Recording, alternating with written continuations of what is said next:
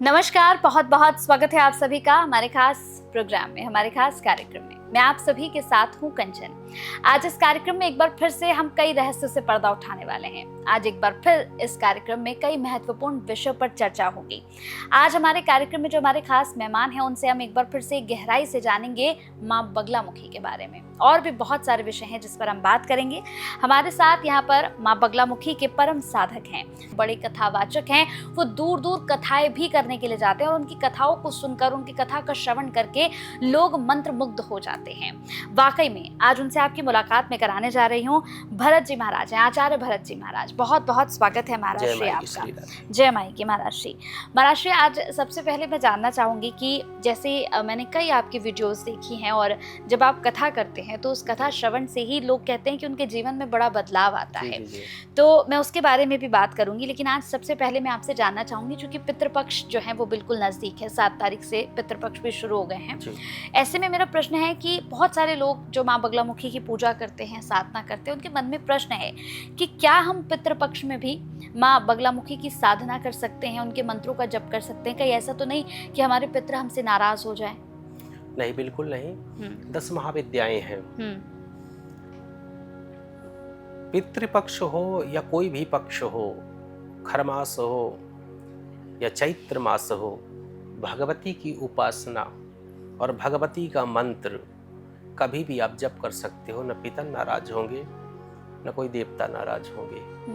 निश्चित रूप से कई लोग पूछते हैं कि महाराज जी, माँ बगलामुखी का अनुष्ठान करवाना है, हम लुट चुके हैं, सब कुछ खत्म हो चुका है, अब कोई आस नहीं है, हम सब जगह घूम लिए। जैसे मेरे पास भी फोन आते हैं, अभी जो चल रहा है कि हमने कहाँ कहाँ, नाम नहीं लूँगा, हर जगह हमने नारियल को बांध दिया, ये कर दिया, वो कर दिया, लेकिन कार्य हमारा हुआ नहीं। लोग परेशान हैं। तो आखिरी आस भगवती है। इस दुनिया से बताना चाहूँगा बिल्कुल तत्वतः, ये पितृपक्ष आ रहा है 7 तारीख से, या आगे भी जीवन में आएगा।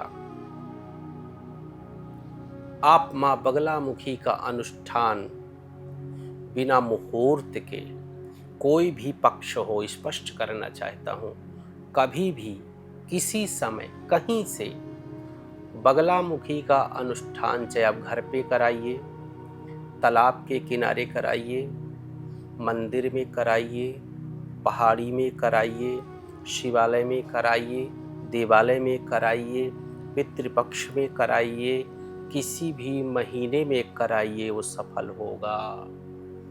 कोई उससे नाराज नहीं होगा, बल्कि और प्रसन्न होंगे।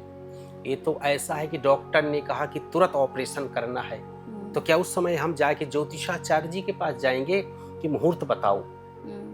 ये तो ऐसी डॉक्टर है कि जब ऑपरेशन की जरूरत हुई तुरंत वहां बैठ जाओ। आप कहीं भी रात्रि में, सुबह, सायं, विकट स्थानों में कहीं भी बैठ जाओ, और जिसके निमित्त तो अनुष्ठान होगा, जिसके निमित्त तीर चलाया जाएगा, वो तीर वहीं लगेगा।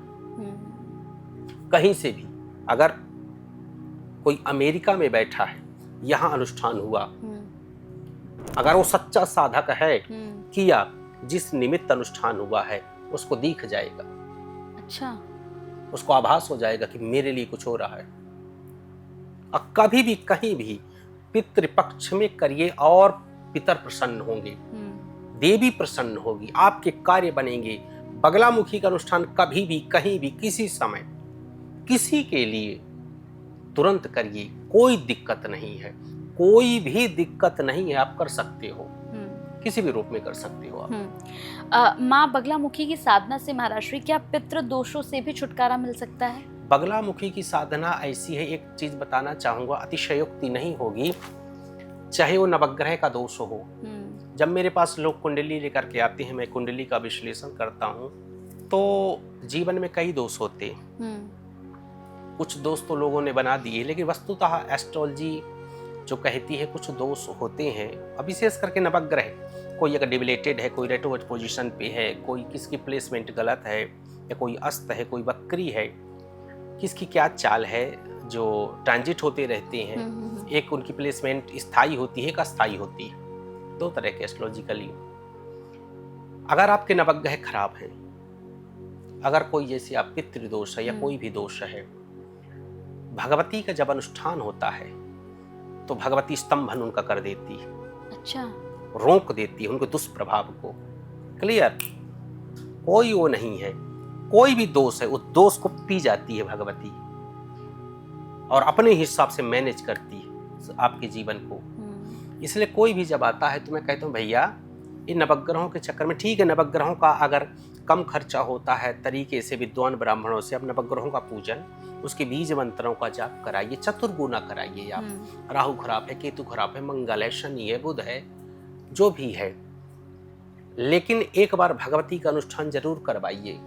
उसमें सब आ जाते हैं, पूरा परिवार आ जाता है, पूरा व्यापार आ जाता है। गुप्त शत्रु, प्रकट शत्रु, आने वाली बाधाएं, चल रही बाधाएं, सब भगवती भी नष्ट करती है। तो उसको करवा लीजिए। लेकिन ये जरूर कहूंगा कि भगवती का अनुष्ठान इन अनुष्ठानों से महंगा होता है, क्योंकि केसर है, उसके अंदर बड़ी बड़ी औषधियां हैं, विष हैं, कौन सा कार्य है, किसके लिए है, क्या क्या लगेगा। रात्रिकालीन अनुष्ठान होता है। जब ये दास करवाता है, दिल्ली या पूरे भारतवर्ष में कहीं भी जाता हूँ, माई की कृपा है, तो रात्रि 9 बजे से लेकर के 3 बजे रात्रि तक अनुष्ठान होता है। 3:30 बजे हवन होता है उसका, और कभी 5 दिन, कभी 11 दिन, कभी 7 दिन, कभी 21 दिन, जैसे कार्य होते हैं तरीके से होता है। अब बहुत दिव्य अनुष्ठान होते हैं। तो इन प्रक्रियाओं से ये अनुष्ठान होते हैं भगवती के, और वह सिद्ध होते हैं। बिल्कुल उसमें ये संभावना नहीं कि वो विफल हो जाएं। अच्छे लोग हों, अच्छे साधक हों, अच्छी प्रक्रिया हो, तो ये अनुष्ठान करवाइए। और ज्योतिष में जो है कोई भी दोष है, चाहे कुंडली में आपके कोई दोष है, चाहे घर में कोई दोष है, कहते हैं महाराज जी हमारे घर में निगेटिविटी है, कुछ न कुछ दिक्कत है, फैक्ट्री चलते चलते रुक गई, एक कभी यहाँ दर्द बना रहता है, कभी यहाँ, एक ठीक हुआ दूसरा बीमार, स्वप्न बुरे बुरे आते हैं, ये सब चीजें।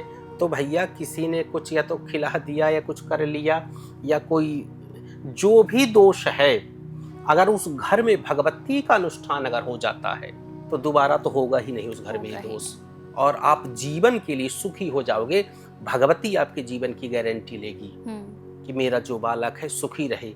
तंत्र की अधिष्ठात्री देवी है। ये छोटे मोटे भूत प्रेतों वाले तंत्र यहाँ कोई काम नहीं करेंगे। जब भगवती आती है तो बड़े बड़े हिल जाते हैं। इससे बड़ा तंत्र कोई नहीं है। पानी नहीं मांगता व्यक्ति जब इसका तंत्र होता है, तो बहुत बड़ी चीज है। बिल्कुल। जैसे आपने बताया कि इसके अनुष्ठान की प्रक्रिया क्या है, लेकिन कहाँ जाना पड़ेगा? मतलब कई लोग हैं जो कराना चाहते हैं, तो उनको जाना कहाँ पड़ेगा? कई लोग कहते हैं महाराज जी कि हमें आप, जैसे मैं बता दूं कि अब इस समय मैं दिल्ली में हूँ, दतिया में था कई वर्ष, और अन्य पहाड़ियों में था, गुरु की जैसा आदेश हुआ। तो दतिया में तो प्रक्रिया नहीं कि कोई जा करके हवन कराए और वहाँ साधना होती है। कई लोग पूछते हैं कि वहाँ हम अनुष्ठान करवाना चाहते हैं या भी, तो वहाँ साधना होती है। वो पीठ दुनिया का, संसार का सबसे दिव्यतम पीठ है। पूरी दुनिया नमन करती है। मेरी भगवती वहाँ विराजित है। नलखेड़ा में हवन होता है। अच्छा। हाँ, वहाँ कोई भी हवन करा सकता है। कांगड़ा है, वहाँ भी हवन हो जाता है। लेकिन हमारे दतिया में जो है तो सिर्फ साधना होती है। वहाँ बिल्कुल शोर शराबा नहीं, ओरिजिनल साधना होती है। कई लोग प्रश्न यहाँ करते हैं कि जैसे नंबर तो चलते ही हैं और हमसे संपर्क करते हैं, तो भगवती का अनुष्ठान हो जाता है। कई लोग कहते हैं महाराज जी वहाँ से करिए या हमारे यहाँ आइए, तो सब चीज़ें होती हैं। लेकिन पुनः एक बार बताना चाहूँगा, इन प्रक्रियाओं में थोड़ा सा समय लगता है, पैसा लगते हैं, सब चीज़ें लगती हैं। जब आप पूरा मन बनाइए, आप देखिए, आप समझिए, अपने आप को समझाइए, डिस्कशन करिए घर में। इसके बाद जब आपका मन होगा, भगवती की कृपा होगी, तो जरूर होगा। बिल्कुल। और आप संपर्क कर सकते हैं। हमारे कई व्यवस्थापक जो साथ में रहते, फ़ोन को उठाते हैं, विधिवत बात करते हैं, समझाते हैं। मैं भी बात करता हूँ। मैं तो भाई एक चीज़ हूँ, एक साधक के रूप में करता हूँ। उनको जो भी जुड़े हैं, जो सुन रहे होते हैं मुझे, मैं यहाँ से भी यही कहता हूँ कि भैया ये भगवती आडंबर को पसंद नहीं करती है, ओरिजिनलिटी को करती है। तरीके से बढ़िए, प्यार से आइए, प्यार से बातें करिए और ओरिजिनल बातें करिए। हंसी मजाक नहीं है कोई ये मार्ग जो है तो बहुत सीरियस मार्ग है। बिल्कुल। हाँ। और फिर ईश्वर से और माँ से किसी तरह की मतलब होनी भी नहीं चाहिए कि आप हैं कुछ और माँ को दिखा कुछ रहे हैं। माँ कुछ दिखा रहे हैं हाँ। तो ये सब पतित हो जाओगे। बिल्कुल, क्योंकि माँ तो पहचान ही जाएगी, अब माँ ना पहचाने तो कौन पहचाने। माँ तो क्या नहीं, और सब देख रही है। बिल्कुल बिल्कुल। तो जितने भी लोग इस कार्यक्रम को देख रहे हैं, देखिए हम बहुत अच्छी अच्छी बातें करते हैं और माँ बगलामुखी को लेकर कई रहस्यों से पर्दा अपने कार्यक्रम में उठाते हैं। तो अगर आप चाहते हैं जीवन को बदलना, आप चाहते हैं जीवन में कुछ आगे करना, दुश्मनों से परेशान हैं, बिजनेस बिल्कुल नहीं चल पा रहा है, या फिर बिजनेस में सब कुछ अपना लुटा चुके हैं लेकिन अब आपके पास और कुछ भी नहीं है, अगर इस तरह की समस्याओं से परेशान है, स्वास्थ्य बहुत खराब रहता है, या खुद आपको लगता है कि मेरे जीवन में अचानक से सब कुछ बदल गया है, शायद किसी ने कुछ करा दिया, अगर इस तरह की चीज़ें आपके जीवन में हो रही हैं तो आप एक बार महाराष्ट्र से मिलकर बैठकर बात करके ज़रूर देखिए। हो सकता है आपके जीवन में माँ भगवती कह रही हो कि मैं आ रही हूँ कल्याण करने। फिर मुलाकात होगी महाराष्ट्र। बहुत अच्छा लगा आपसे मिलकर। जय माई जय माई की।